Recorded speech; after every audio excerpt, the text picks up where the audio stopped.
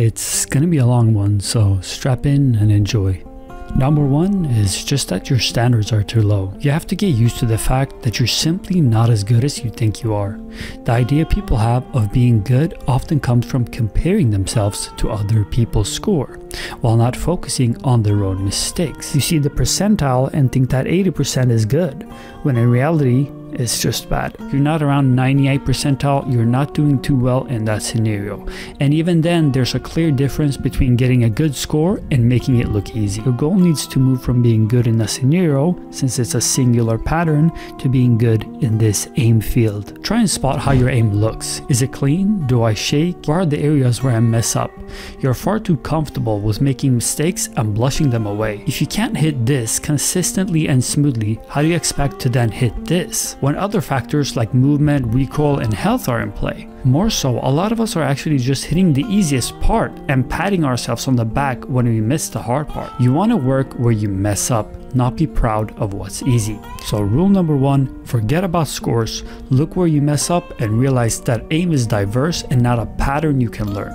Along that, I want you to start raising your standards. Stop being comfortable with making mistakes and start focusing on spotting those mistakes. A bonus tip is to watch VODs of pro players and compare them to your own. Number two is something I see far too regularly amongst beginners, and it honestly has to stop.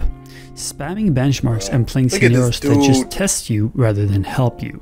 Benchmarks rarely lead to in-game improvement, and if they do, it's most likely that you just need fundamentals, which benchmarks are essentially copying. I could go into any benchmark and see a bunch of people with a lot higher score than me in, let's say, Smoothbot. Then I go into another popular Smoothbot scenario and you see the scores are miles apart. Because they're not good in the skill of smoothness, they've specialized in that scenario. What happens is that you put the scenario multiple times and your score now improves.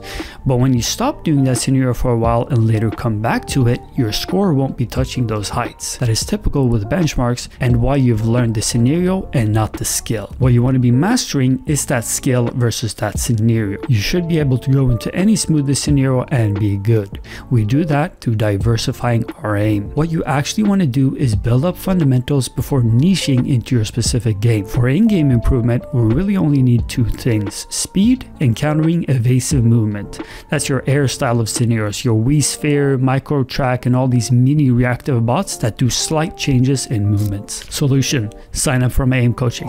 Okay, real solution this time. Start diversifying your aim. Stop meaninglessly grinding benchmarks and start grinding the skill you want to get good at by throwing a variety of scenarios and the surrounding skills together. Number three is not chasing perfection. You're just comfortable being at a low score or being a bad percentile. Play your weakest scenarios and spam them until you get a score that beats your friends. You have to stop going with the mentality of just playing a playlist and start pushing yourself. Right now, chances are you're just going through the motions instead of focusing on when you miss, not when you hit. As humans, we get a dopamine rush when we hit a ball and we want the next hit. But a miss doesn't give us that, so we purely focus on the next stimulus and think that a couple hits or that low accuracy is good enough as long as we get that stimulus. Don't do that. Focus on your misses, not your hits. Solution: stop carrying pride or ego about your aim. You're not that good unless you can consistently kill people and make it look pretty in any game. Focus on which part of the bot you're whiffing and where you're messing up. Alongside that, focus on when you miss and not when you hit your shot. And lastly, don't get comfortable with a singular way to aim train, but experiment, expand, and work through the process of elimination until something works. Don't give up. Number four is for people who play aim trainers for a while, so I'm going to keep this rule simple. You're most likely lacking speed. If you're not seeing results in game, chances are you're lacking speed. If you can't hit a large target fast and consistently, how do you expect to do so in game? Consistency means near perfection, so we push speed because it highlights those flaws more, so our brain will have to fix them. In aim trainers, we have no pressure, and speed works to emulate that pressure. Since now you're not thinking about how you're supposed to flick or when you should do what movement, in game your aim is purely reactional, so get comfortable being faster. Solution is to start pushing speed and stop being comfortable with your scores. Start being uncomfortable with your unperfect aim and chase discomfort. Increase your speed by 10 to 20% until you feel like you can't hit anything anymore. Number 5 is for the people who don't realize where their flaws are and just playing whatever they think is best. And I'll get directly into the solution for this one. New technique I've been working on, and I call it 4 benchy scoring technique. Shortly explained, you choose a benchmark, any of them, then you choose a goal. I started off easy and chose OOTE benchmarks on Aim Beast. My goal was to get max rank in their initial benchmark, and I wouldn't stop playing the scenario until I get the max rank. So for example, I'd play a static scenario, and if I got the rank I wanted in my first try, I'd just move on. If I'd play another scenario and I didn't get max rank, I'd play it until I did. This way, some scenarios took 1 to 2 tries, other took 5 to 20 tries. That way I could precisely tell which my weaknesses were, because I'd equate them with the number of runs it took to get max rank. This technique is super powerful, and it only gets better with the combination of SIA. Number 6 goes out to all my beginners who are overthinking. Chances are you're a beginner that just hasn't given yourself time. You keep changing sensitivities, mice, or other features thinking it'll magically make you better, when it just messes up your variables.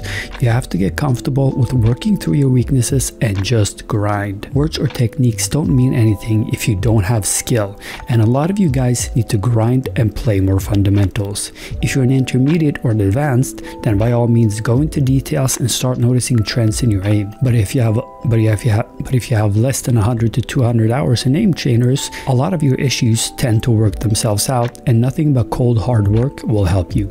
Solution: grind basics, don't overly train specifically for your game. Number 7 is for all the people who are stuck in a plateau. Chances are you're used to aim training in one way and has accepted that as the correct way, when no such thing exists. You have to be comfortable with being uncomfortable for a short while. Do you train using only my playlist? Switch to someone else's.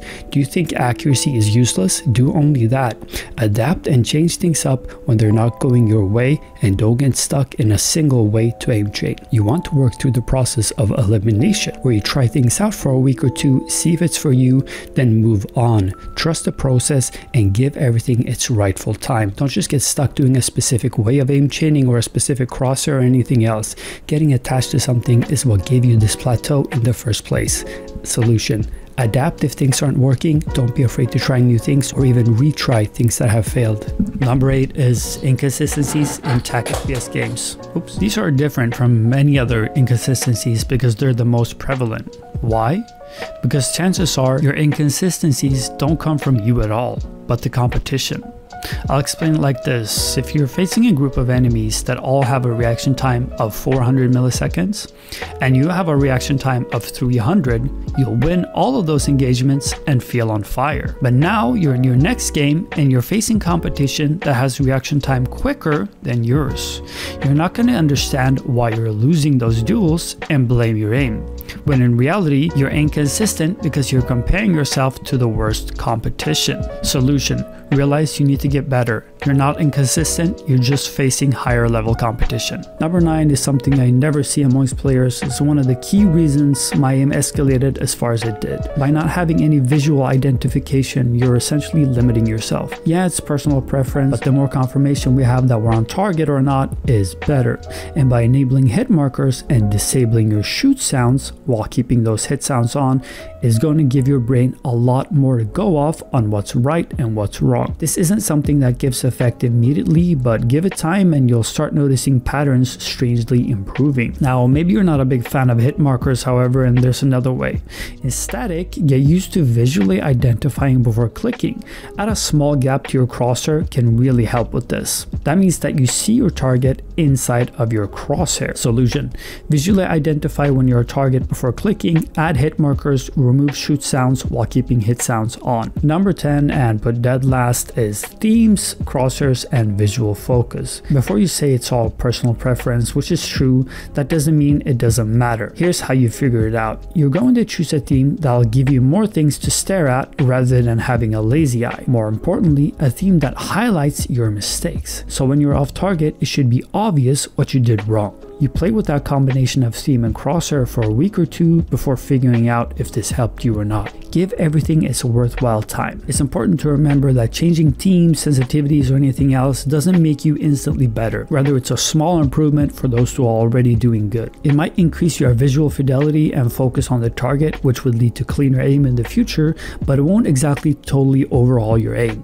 Which is why I'm putting it dead last, because it's better to focus on what's happening on screen and not daydream that some small change in our aim will magically make you shroud. Solution: process of elimination. Use a new theme, crosshair combo for a week, see which one you play best with, notice tendencies. So that's it. I hope you enjoyed it. Consider signing up for my aim coaching if you like this sort of analysis. Done.